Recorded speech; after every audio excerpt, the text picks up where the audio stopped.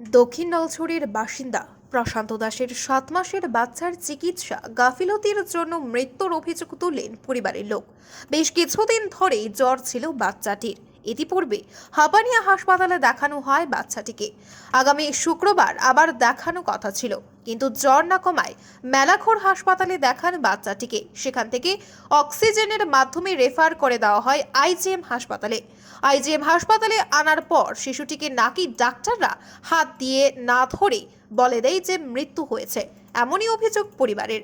পাশাপাশি পোস্টমর্টেমের কথা বললেন ডাক্তাররা, তবে ডাক্তারদের পক্ষ থেকে কোনো ধরনের বক্তব্য পাওয়া যায়নি। বাচ্চা বলে ফুসমাডাম করাইতো, তারা এই কথা কইছে। আমার বাচ্চা ইও পেচ্ছাপ করছে, ল্যাট্রিন করছে, তারা কইতাছে আমার বাচ্চা মৃত। মৃত বাচ্চা কিভাবে পেচ্ছাপ করে? আমি সোশ্যাল মিডিয়ার কাছে বিচার চাই, মৃত বাচ্চা কিভাবে পেচ্ছাপ করে? তার জ্বর আসলে স্যার, এখানে আমি গেছি মেলা করলো, ইয়া মেলা কর তারা রেফার দিছে, তারা আইজিএমে যান দিছে অক্সিজেন লাগাইয়া, ওখানে গিয়ে আইসি পরে তারা উপরে যাও নিচে যাও, উপরে যাও নিচে যাও, এই সমস্ত করতে করতে অনেক বাচ্চারা গেছে, তারা কইতেছে মৃত।